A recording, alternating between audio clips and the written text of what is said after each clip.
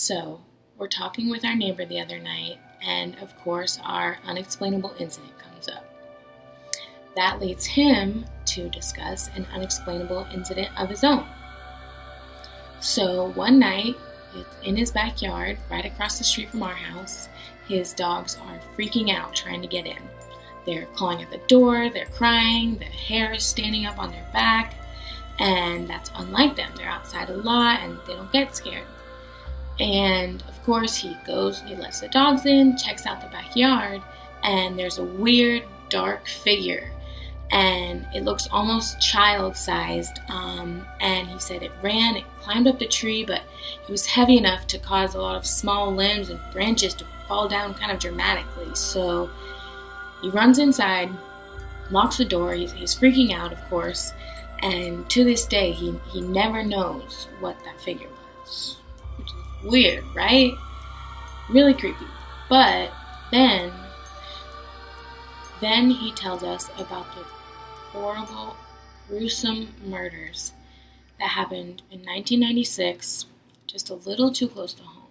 And when I mean a little too close to home, I mean 2-minute drive from my house. It's less than a mile away. But before I get into that, I need to tell you about the life of Samuel L. Smithers. According to this article I read by Alex Noon, he was raised under an extremely firm hand of a very religious mother who physically and emotionally abused them and really drove the Bible into their heads hard.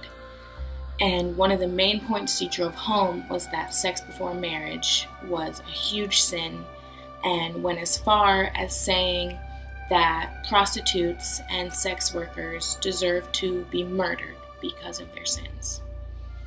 So it's clear Smithers was raised under an extremist. Fast forward to 20 years old, he marries his wife and begins jumping around to churches and utility companies as a handyman and such. And it was at one of the churches, actually, he tried to light 2 fires within hours of each other.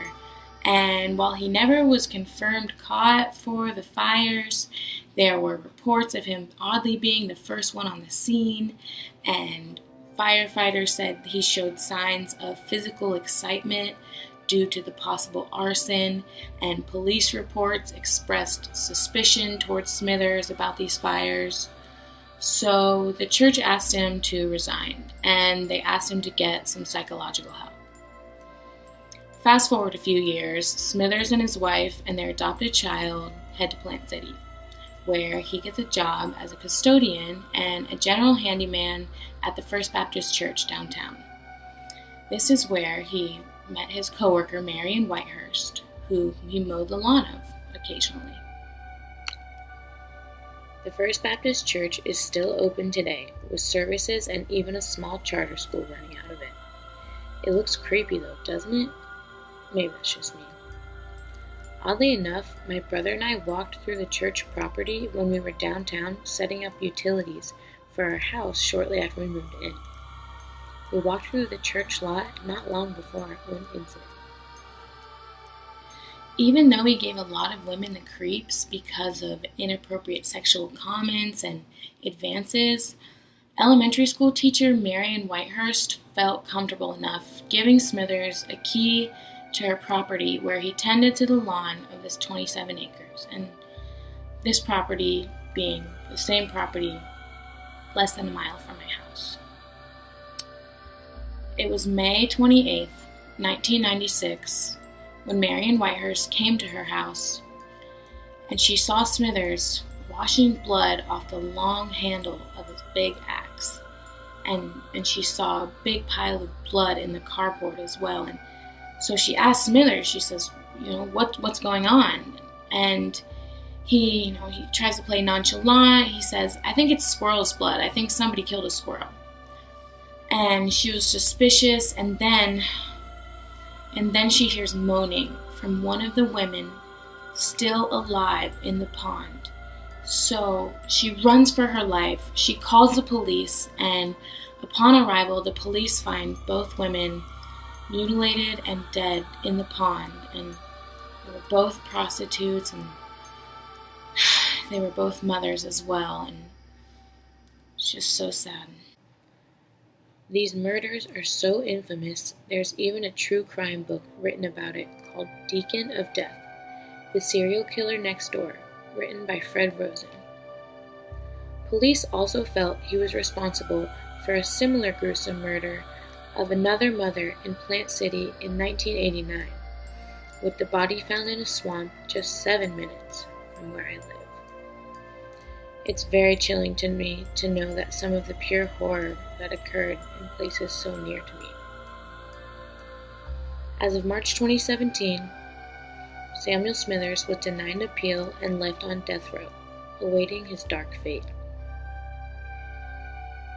Now, I've always heard that spirits with unfinished business can linger in our world in some form or another, and I imagine being horribly murdered would give you some unfinished business. And not only that, these women's lives were taken way too early, and it's so sad they didn't even get to see their children grow up. And I imagine that spirits also stay behind to watch over the people they love in their life. I feel like that's one of the most common ghost and unexplainable stories you hear, you know?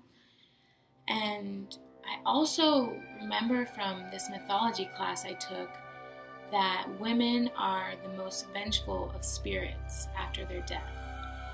And I just wonder if any of this has to do with the unexplainable happenings that go on in my house, you know, if they have any influence over them. And it's just crazy to me because it seems like pieces of the puzzle are fitting together too perfectly, and clues, I just keep getting clues about this situation, and I know it almost seems like a movie, but I did a lot of research. I'll put the resources down below if you want to do your own research as well.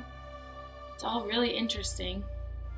So I continued my research down in Miami, where I visited this amazing spiritual botanica shop where they had these beautiful statues of different saints and religious figures that people left all kinds of sacrifices to, like money and birthday cakes and pineapple juice even, and jewelry and other small trinkets in hopes for good fortune and protection. They also had supplies for all things witchy, like love potions and lucky oils and candles and herbs and seeing eye jewelry and tarot cards. So we tell the man in the store our incident, and he suggests getting a protection candle for us that's supposed to purify your house of any spirits. And so we got a protection candle, and we also got a jinx removal candle, which attracts the good and pushes away the bad. You can actually see them behind me, right? The man told us when the candle burns all the way down, the color of the glass will give us some answers. If the glass is black and covered in soot, there is a spirit present in your house. If the glass is clear, your house is clean of any bad spirits. He showed us a candle in the store that was burnt almost down to the bottom, with the glass crystal clear for an example of good spirits. So the candles are burning in my house right now, and I'm very eager to see what they're going to look like. I really want to know what the glass is going to look like once they're burnt all the way down. Another interesting fact about the candles is that you're not supposed to blow them out. If you do put them out, you put them out with your fingers or you cover them until it goes out. I thought that was really interesting. And guys, thank you for watching this update on my unexplainable story. I hope you enjoyed it. As usual, I hope it provided some kind of escape from a stressful day. And I'd love to hear if you guys have any thoughts on it. As always, I'd really appreciate it if you could like, comment, and subscribe if you want to know what happens next. I want to know what happens next too, so stay spooky. Bye guys.